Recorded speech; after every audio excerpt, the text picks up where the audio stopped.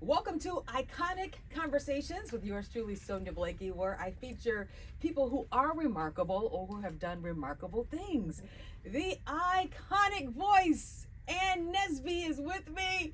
My first time meeting you. It's such an honor, Ann Nesby. My pleasure. God bless you. It's an honor to meet you too. You as well. Yes. I've played your music and I've heard your voice for decades, especially the Sounds of Blackness, which was a pivotal point in your career. Sounds of Blackness. How many years were you with the Sounds of Blackness? I was with Sounds of Blackness for I think 14 years. Wow. Yeah. So songs like I Believe and Optimistic. Optimistic, yes. It's like if we didn't hear your voice on the song, we didn't want to hear the song. Yes. But what did those years mean to you? Sounds of Blackness and touring with them. And I think at times you were on tour with Luther Vandross. Absolutely. So what were those periods? What was that time like for you? It was absolutely life-changing because that was my first intro into professional artistry. I'd sang in church all my life, of course, growing up in Joliet, Mount Zion Baptist Church, and moving to Rockford, Illinois, to where I played for my father's church in Rockford, and then from there, Gospel Music Workshop of America, James Cleveland, recording with him, and then from there to theater, and then theater is what led me to Sounds of Blackness. Sounds of Blackness won a Grammy for the Christmas show, The Night Before Christmas, a musical fantasy. And I was coming off Broadway, and they were doing their Christmas play and needed a mother because my sister had been in the group for 10 years before I got there, and she was a part of the show, and they needed a mother. And I visited my sister for Thanksgiving, and that's how I ended up doing Sounds of Blackness. I did a Christmas show, and then Gary Hines, who was the director, asked me to stay on and do another theatrical show that did music for Martin. In fact, it's a civil rights musical. I stayed and I did that. And of course, the story where Janet Jackson was there recording with Jimmy Jam and Terry Lewis. Iconic producers and legends in their own right. You know, she was there recording, and to get her away from the monotony of being in the studio recording every day, they brought her to the show that Sounds of Blackness was doing, the tribute to Dr. Martin Luther King. And when she heard the group, she was just there in the audience, like, you guys, you gotta sign them. You gotta sign them, because there's nothing like this out there. Wow. And that was the first time I met Janet. Came backstage and we were talking, and I had not joined Sounds of Blackness yet, but they were working, and I was working with them. I hadn't been home after my trip to come there for Thanksgiving. I tell the story how I was borrowing my brother-in-law's clothes, and from that point forward, the rest was history. Being in the right place at the right time. So when they got ready, Jimmy Jam and Terry Lewis, they were getting ready to start their label, Perspective Records, and they signed Sounds of Blackness first because they wanted to honor God for their long career as artists. So when they signed Sounds of Blackness, I went in and I did a scratch vocal because they were going to use another artist to lead for Sounds of Blackness. And when I did the scratch vocal, Jimmy Jam said, "Have you done this before?" I said, "Well, with Gospel Music Workshop, I recorded with them, church singing." They said, "Well, we think we're going to use you for this." And I said, "Oh, thank you, Jesus." What a breaking point in your career. So that's what started me with Sounds of Blackness, being with Sounds of Blackness. And that first project, The Evolution of Gospel. And you have soared ever since. Thank you. And you Thank know, you. we all know that signature voice, how you belt out all those beautiful notes. But you're also a songwriter, and you're an entertainer. You're an actress. Like the list goes on and on with the many gifts that God has given you, and you've been able to Yes, share Lord. Yes. with the world. Mhm. What are you most proud of over your career in Nesby? I have so many things that I'm proud of, but I'm first and foremost proud that God chose me as an instrument to be able to sing a song like I Believe, which is one of the songs that Sounds of Blackness I did with Sounds of Blackness. And you know, when you sing with a group and you sing a song that you know God blessed it to be a hit, and we sang it everywhere, and everywhere we go, they don't want you to leave without singing that song I Believe. And having that Christian core value, you trying to sing songs. I always say, even when I'm writing songs that are from the heart, reaches the heart. I Believe is one of those songs for me. To be able to sing that song, sometimes in your career you may get complacent, I would say, and you know you have those moments like, if I had to sing this song one more time. And God reminded me, Yes. He said, I believing is one of the things that you have to do to see me. Wow. He said, and I chose you to sing that song. I've been singing that song for almost 40 years, and listening at the lyric, all miracles and dreams realized for me. That's great. Already. I don't do no work for it, but it's realized for me through faith. Yes. And nothing is impossible when you believe. Amen. That's so it. To have been a vessel, to have traveled the world, talked to my sister, who I said earlier had been in the group with Shirley Marie Bennett Graham, had been in the group 10 years. We were traveling, and to look back and say, you know how people say it's not where you're from does not define who you are. Little girls from the projects in Joliet, Illinois, to be able to travel the world and to sing that song, I Believe, and optimistic, to encourage the hearts of people everywhere. At one point, we traveled the World Soccer Cup, and we were there to sing, as long as you keep your head to the sky, you can win. You can win. That's it. That's it. And to be able to do that, to travel the world, it's nothing I did. And God could have chose anybody, but He chose me to be a vessel. So being able to sing songs like that, and it's always been my heart to want to do music like that. Relationships, life lessons, whether they be up or down. Because there's only one source of love, and music is only defiled with our lyric. So when we write from the point of reference of love, we're always on the path of showing and sharing love, and how to overcome obstacles in our lives. We did a song with Sounds of Blackness, I'm Going All the Way, which was a song of overcoming struggle, because people look at you when you are an artist, and they see you on television, and they hear you on the radio, and they assume that everything is great, everything is going well. But there's a struggle that goes along with that. I remember hearing Mary sing that song I love so much. They don't know how much I pray. They don't know how much I had to lay flat out before the Lord. But that song, as long as you keep your head to the sky, and then I'm Going All the Way.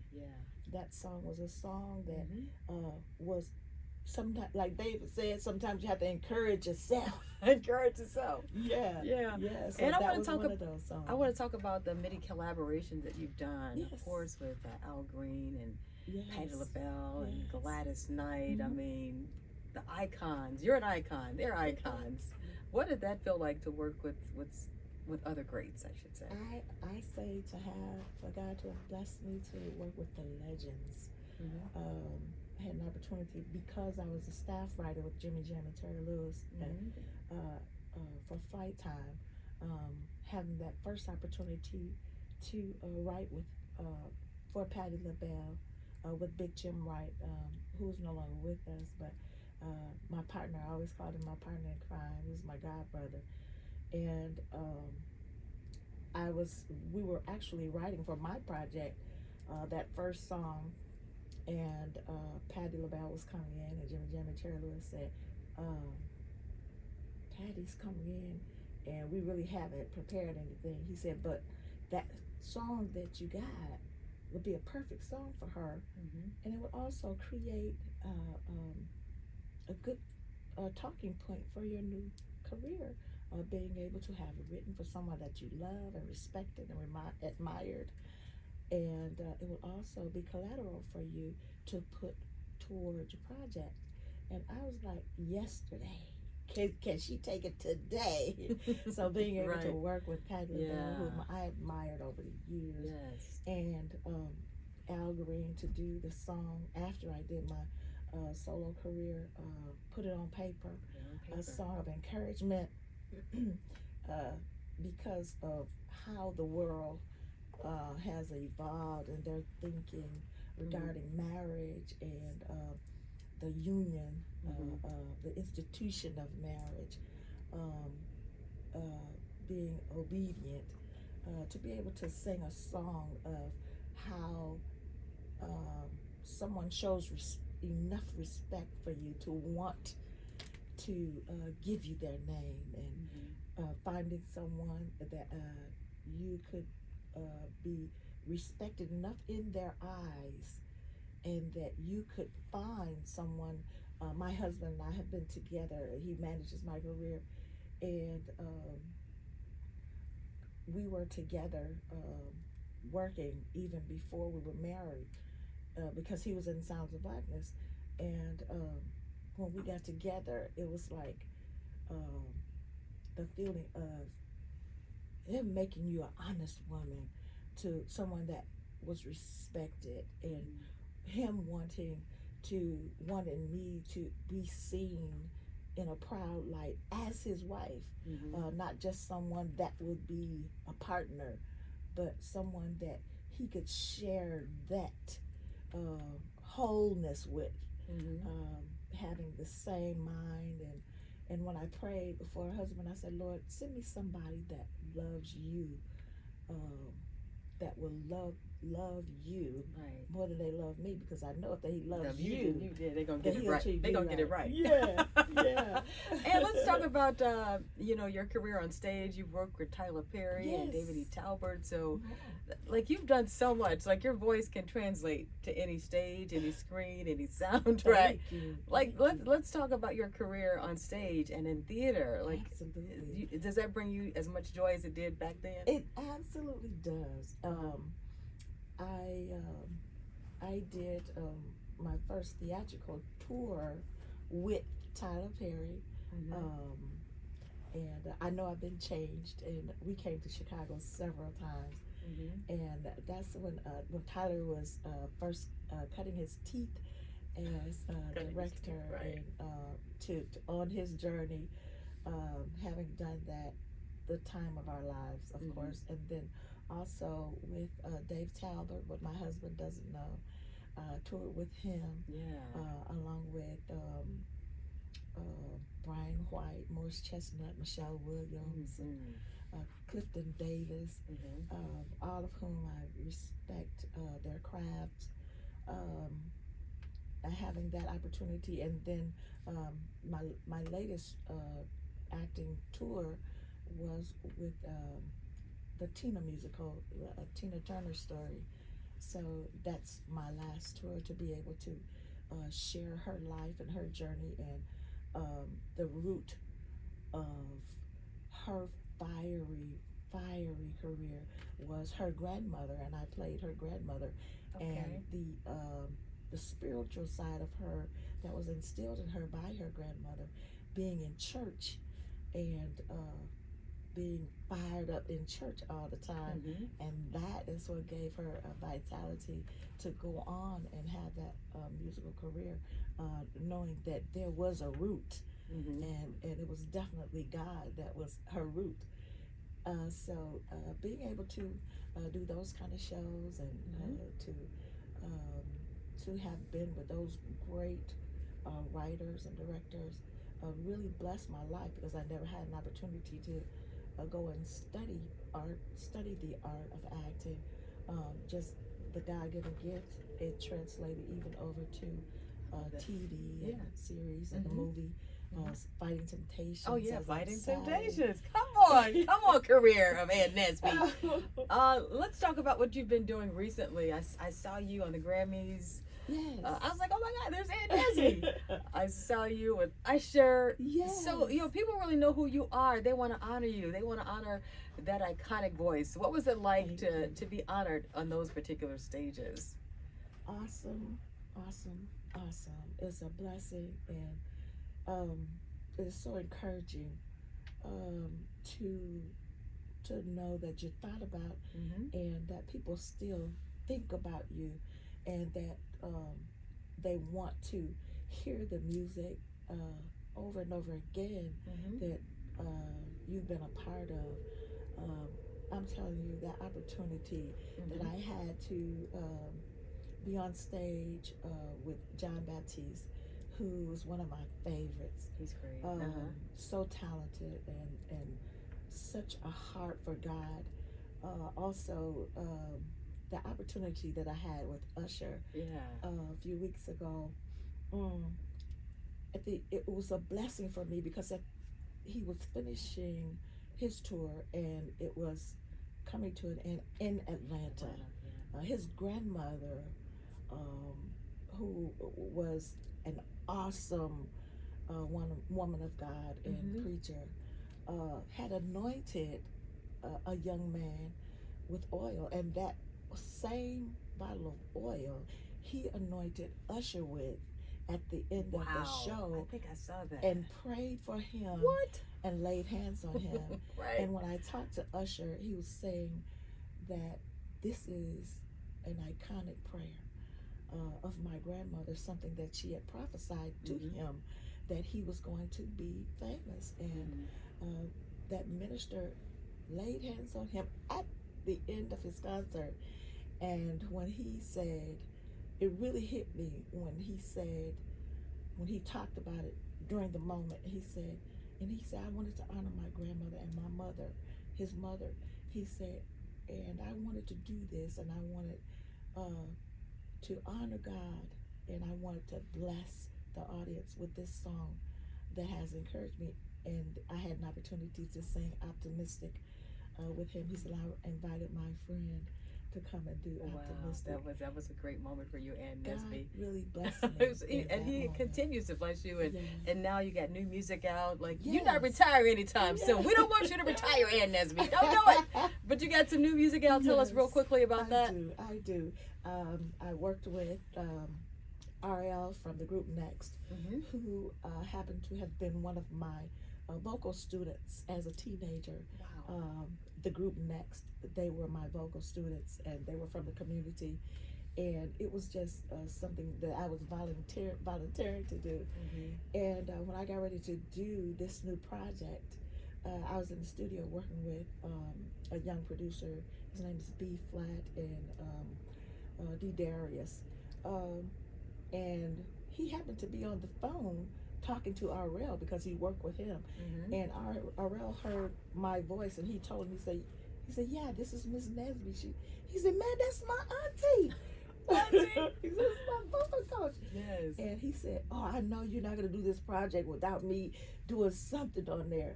And he tailored a song, and I think he kind of related it to seeing my husband and I together when they were our students, because they would come over, they would eat with our children, and he said, I want to do something. He said, I want to tailor it to you and Uncle Tim's relationship. And he came up with the song My Man. My Man. And like I said, songs that touch the heart. Yeah. They're right down my alley. Based in love. That's what I tend to do. I tend to write songs about relationship. So this song is talking about the values of marriage. Again, and sometimes I've even written songs about divorce, which is something that we don't even want to talk about with I'm Still Wearing Your Name. But this one is about relationship, someone that you love and appreciate. The title is My Man, but it is about relationship. I got it. And how to keep that relationship strong. What you'll do to be able to tell your mate, I love you enough to know what you need and see what you need without you even asking. I know what you need. And if I'm a whole with you, it shouldn't be a problem for me to step in. I know that you're tired, so I do all that I can because you're my man. Yeah, that's what happens. 30 years of marriage. 30 years of marriage. And Nesby, it's been my delight, my pleasure to interview you. Excited about your family. I know your daughter currently sings with the Sounds of Blackness. We saw your granddaughter Paris Bennett on American Idol. So your legacy is being stretched. It's being seen and heard everywhere. And so you ought to be proud of what God has placed on the inside of you. How He has made room for your gift. Says your gift will make room for you and put you before men and women. And so I'm quite sure you probably never dreamed that this would happen. But because of your heart, your spirit, and your humility, and your and your surrender, and of course that iconic voice.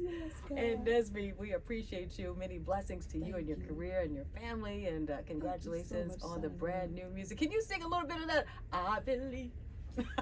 Oh, miracles and dreams realized for me through faith. Nothing seems impossible if you believe, and I believe. Ooh, oh yes, I do. Oh, I believe, y'all.